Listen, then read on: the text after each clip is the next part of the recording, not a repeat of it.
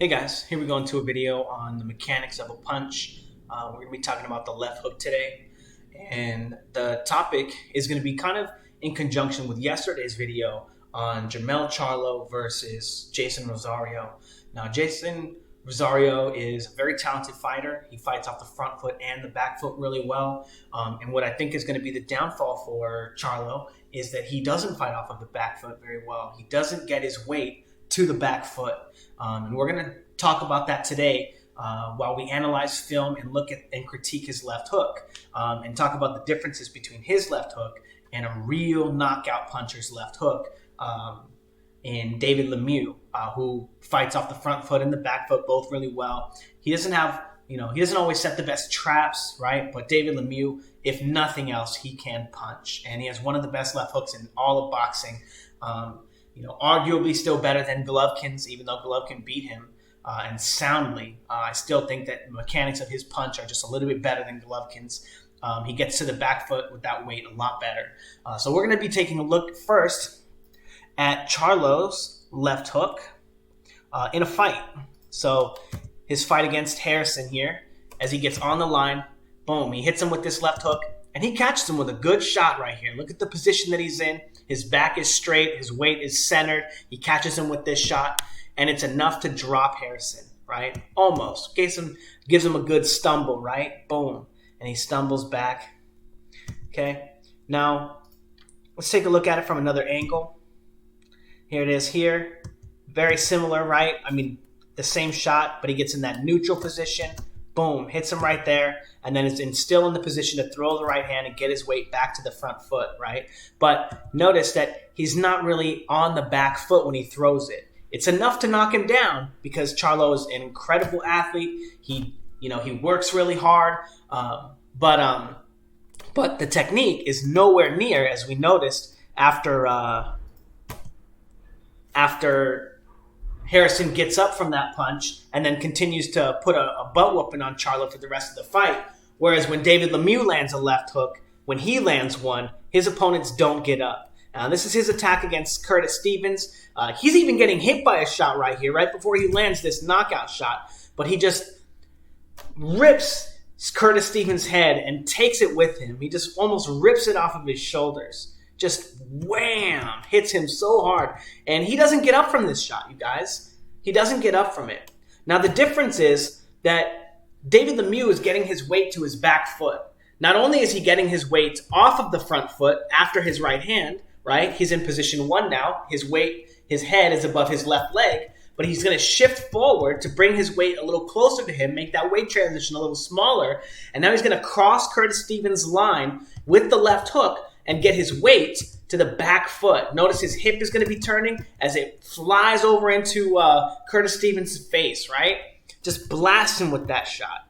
Now, that's not the only spectacular left hook that we've seen from him.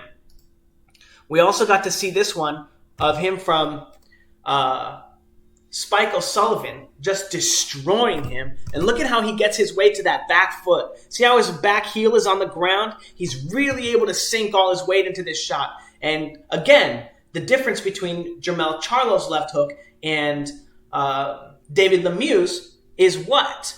Right?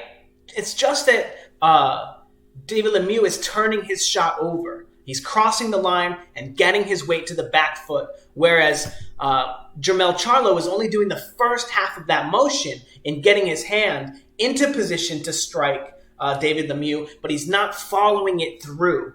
Now, if we take a look again at Jermell Charlo's, you can see that instead of bringing his weight to his back foot, he gets stuck here on the line, right? And his hand winds up hitting like this, right? And not like this. Now, if we're going to take a look at that, the way that that's going to look when you're on the line with your opponent is here you're on the front foot, right? David Lemieux just shot his right hand. So we're going to use this bar up here as the line, right?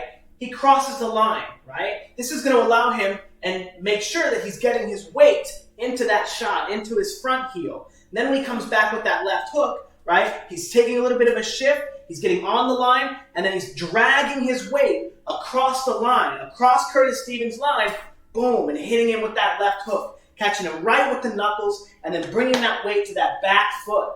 What Charlo is doing is he's getting into this position, and then he's coming up like this, right? But he's not getting his weight down this way and turning the shot over. He's landing here, right? Bringing it up, right? Like an uppercut rather than a hook that you turn over, right? So essentially, he's throwing a left hook to the body, but he's throwing it to the head, and that's going to allow him to stay in position, boom, to continue to rotate his weight back. So it's a Wing Chun shot, like we talk about, the setup punches that don't compromise your line, and he's able to toss that punch here so that he can still come back with the right hand. Now, Jermell Charlo is, I guess he's not so much bigger than Harrison, but both of these guys are massive for their weight class, right? They're, 6 foot. I think one's 5'11", one's 6'1". So they're big guys. So they're going to be hitting hard for their weight division anyway. So the fact that he can knock him down with a shot like this that's not going to be using very much of his weight, he's only going to be blasting into this position and then going, is not surprising. But you can see the difference in the outcome of their shots as David Lemieux, when he hits a guy with his left hook, they don't get up, right? See his head being dragged all the way to his back foot. He's turning that shot all the way over, and he's not getting stuck on the line, right? This is the position right here that Jermell Charlo is landing his left hook. And this is the position that David Lemieux is ending his left hook. Now, we're going to also talk about a few of the reasons why this happens, okay? So as we already talked about, David Lemieux has an excellent left hook. So we're going to watch the way that he trains it, okay? This is the wrong video. This is the wrong one. It's the right one, but it's the wrong one. That's the full video. This is just one of the clips I wanted to point out. It's only 4 seconds, and it encapsulates the whole reason, right? So notice David Lemieux bringing his weight front foot, back foot, right? With each of his crossing punches, right? Cross the line, smash it, right? Cross the line, smash it. Position 1, position 2, right? He's going from the front foot to the back foot and crossing the line and bringing his weight with him with each of these attacks.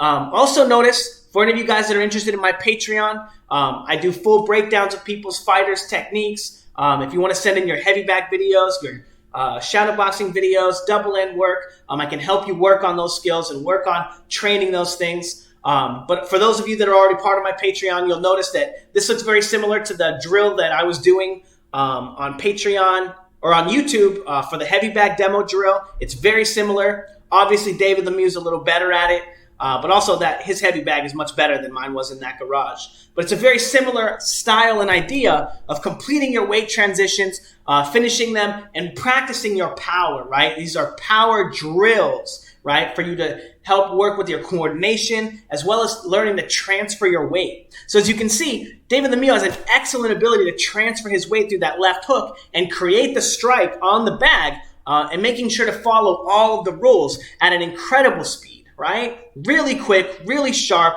His head is always in the right position. His body's always in the right position. His weight's always in the right position. And he can end the strikes really quickly. Position 2, position 1. Right? In perfect position each time. Now, we have several clips of Jermell Charlo having a little bit of a difficult time getting his weight to his back foot. As you notice, this is essentially the same position as he's jabbing in, right here, right? Boom, boom, boom. And these are also essentially the same exact hook that he's hitting Tony Harrison with. Now, we're going to go ahead and pull up a few of his other ones. Again, leaping in with the left hook. Right? Notice the head position is very similar to when he knocks down Tony Harrison, right? The left hook, exactly how he trains it, right? The position that he's in right there. Let's go ahead and get the other clip here too.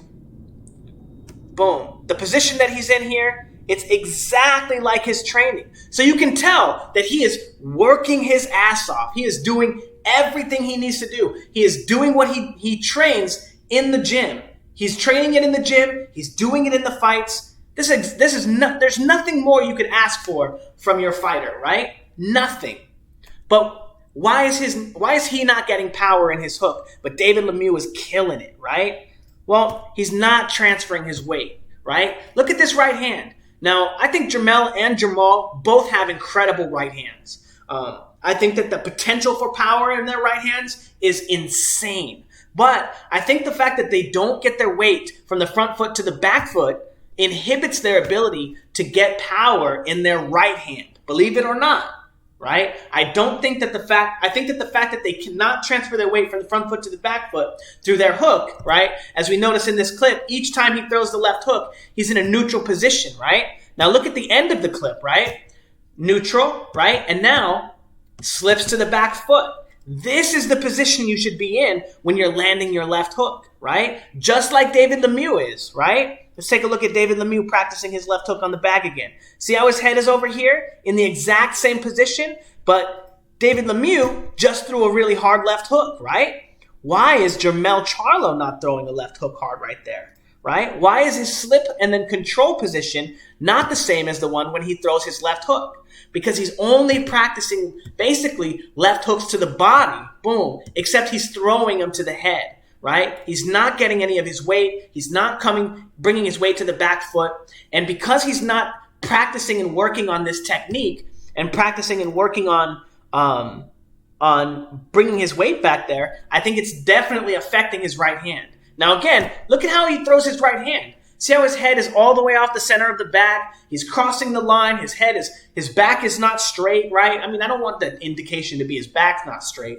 I just want that for you to be a marker for you guys to understand what I'm talking about, right? That you can clearly see, right? That he's not in the same position here when he's throwing his really good right hand that he is when he throws his left hook.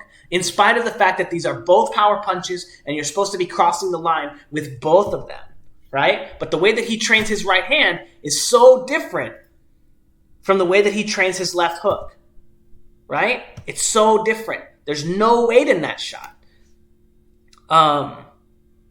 Yeah. So anyway, if you're going to want to practice this on the heavy bag and work these kinds of drills, one of the easy ways to do it, as you saw David Lemieux doing, you just get the bag to sway back and forth, and as it comes into you this way, you'll be throwing your left hand. As it comes into you this way, you'll be throwing your right hand, and you just have to worry about crossing the bag. Crossing the line as the bag comes into you. It'll create resistance. It'll be an easy way for you to build power through your kinetic chain, going this way, going that way, and working on those simple mechanics. Now, if you want a little bit more of a challenge, you're going to want to pick a target on that heavy bag, and each time you hit the bag, boom, boom, boom, you want to cross that line, right? Cross the line and hit the same target. Okay? Boom, boom. And when you hit the left hand, right? Be on the back foot. The right hand, be on the front foot. You're going to be hitting the same target with these rounded punches. Now, I also want you to pay attention real quick. The idea there is also that your right hand, you're going to be throwing like this. See how short this right hand is? This is a right hand to position 1, right? When your opponent is on the front foot. And then you're going to be practicing your left hook, which is thrown at position 1 when your opponent is on the front foot. So these two punches, when you end on the front foot and you're here throwing a short shot, you're throwing your left hook to the same position because this is where you're going to imagine your opponent is. Each time, you're going to cross the line, right? Left hook, right hand, left hook. Then you can peel right hand, you can peel. However you want to work that. But it's important that you understand that if you're practicing the overhand right, you know what zone you're attacking and why you're attacking that position, right? Now it can be shorter or tighter depending on the distance of your opponent. If you want to be practicing them right there, right, at a straighter range kind of, or if you want your opponent closer to you, right? Say they're really close to you. And anyway, you get the idea. It's taster's choice, I suppose, for whatever range you like to fight in boxing or set traps or plan to be engaging your opponent. Because one thing that's also important to understand about boxing is that most people think your boxing stance, most people think that the way that you move, all of these things are perfunctory. They practice one position, they practice one stance, and they don't realize that everything that you do in the ring is in relation to your opponent, okay? Your opponent is exactly 50% of the equation in the fight. And your job as a fighter is to feint, probe, and control them so that they're not, okay? So that you can make them less of a factor in the fight, give them less positions, and then you can just, beat their ass.